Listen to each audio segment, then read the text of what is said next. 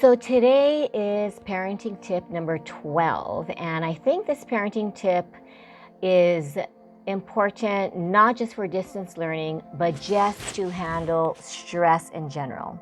How many of you folks just want to learn not only how to handle parenting stress, but how to teach your kids how to deal with stress? As I'm recording this, we are having a hurricane watch in Hawaii, and Hurricane Douglas is on its way, and I thought, what a perfect parenting tip to record.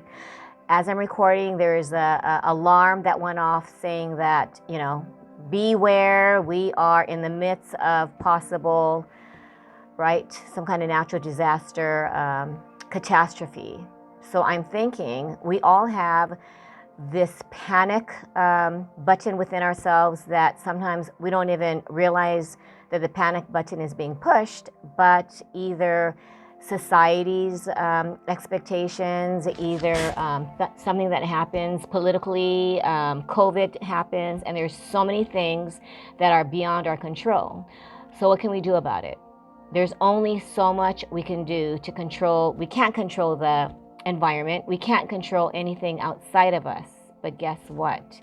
We do have the power to control, if we allow it, just be within and take 5 minutes to meditate. Teach your children.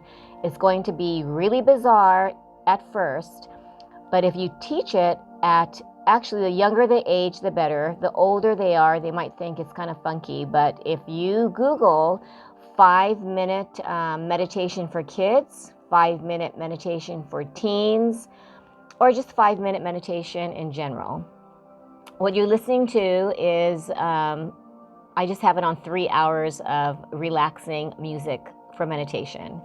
But this is just a short parenting tip video to explain the importance of meditating. We all know that our brains are constantly in this monkey chatter. You can call it ruminating thoughts if you want to find a fancy word for it. The hamster wheel thinking, where our minds are constantly going, which I think explains why I talk so fast. I'm trying to work on that.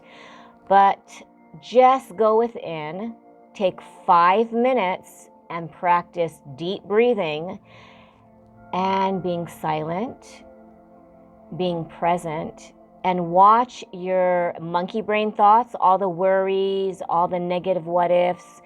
Just visualize them as clouds or bubbles, and you either watch them pass by as clouds do, or you just pop the bubbles. My daughter Chelsea has been experiencing some work stress. Can you imagine being a first-time cashier? You're dealing with possible 100 customers, and I told her this weekend it's going to be extra crazy because everyone's running to the stores and getting supplies to make sure that they have enough, right? Water, food, you name it, right? We want to feel safe. So we end up rushing to the stores in panic mode, feeling that we need to have everything or something that we need to, have it in stock, because who knows, electricity might go out. I remember when we had one of the worst storms about 6-7 years ago, there was fear that the banks would not be able to receive electronic deposits. And what would happen then? What's going to happen? How do you pay your bills, especially if it's electronic? So the main thing is we take the time to teach ourselves so we can teach our kids the power of meditating. If any of you folks don't know the statistics, actual, scientific proof that meditation helps calm your mind, which means you are able to reduce stress, which means you can also reduce the effects of illness. If you have cancer, if you're prone to, having heart disease, high blood pressure, just deep breathing, closing your eyes, even if it's start out for 5 minutes, then, increase it to 10 minutes. possibly 20 minutes. I usually do it first thing when I wake up and the last thing when I go to sleep. Sometimes I fall asleep during the middle of a mindfulness meditation, but you will see your stress levels decrease.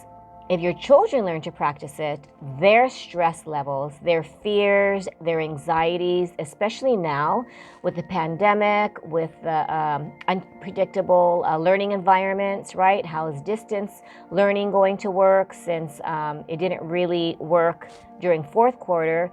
But does that mean that it's never going to work? Are there things that can change? I mean, all these topics just swirling around in our heads, and we believe, right? We believe many negative stories. So I've been trying to share with Chelsea, do we really need to believe every thought that enters our mind? We don't even question that, right? We think it, so we give energy to it. But if we make the time to teach our kids, they do not have to believe in every thought, which means they don't have to believe the fearful thoughts. They don't have to believe the depressing thoughts, but acknowledge, that they feel really real. They feel scary.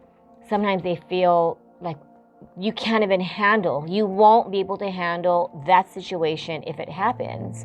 But the question is, are we going to believe that the negative scenario happens? Or are we going to practice faith that we can get through this, that as a parent, you will be there, to just comfort your child, to listen to your child, and just know, have them really feel heard without the life lessons, without the motivational lectures, which I sometimes tend to do, because we just want to help our kids feel better. But I think if we teach our kids that it's okay to feel depressed or sad or fearful, but how long are they going to hang on to that thought? Do you want to hang on to thoughts that don't serve you? It really is a choice. We don't think that it's a choice because we allow our past trauma, we allow the past yucky stuff that happened affect our future. So as a parent, you have the power to actually educate your kids with just the power of meditation. A lot of schools, I don't know if they even practice this in school, right? Schools oftentimes teach a lot of stressful, or they just create a lot of stressful situations. You need to study for this test tomorrow that's worth 50% of your grade. You need to do this 5-page paper on the importance of democracy, and you need to have 10 sources. Plus you have to do, your history homework and your science homework and your English homework. And yeah, by the way, it would be really good if you, achieved straight A's, because you want that scholarship. And by the way, you also have to balance it with extracurricular activities. I mean, these days, believe it or not, kids are having high blood pressure, right? They are having mental breakdowns.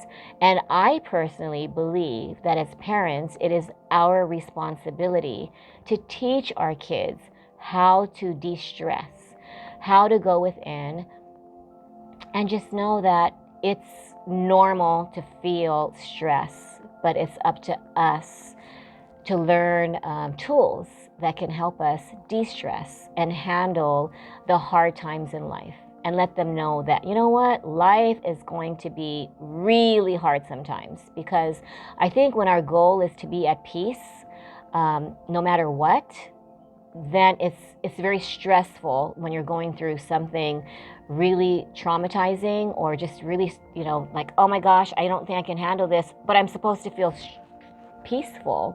How do you do that?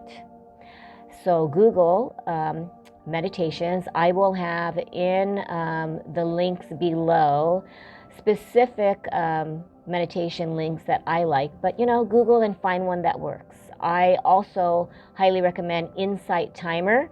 They have free meditations and then they have paid ones, but start off with the free meditations, and I promise you, if you give it a chance, don't just try it once or twice. Try it for 21 days, every single day, and watch how your stress level will drop. Thank you for watching, and tomorrow will be the next parenting tip. Bye.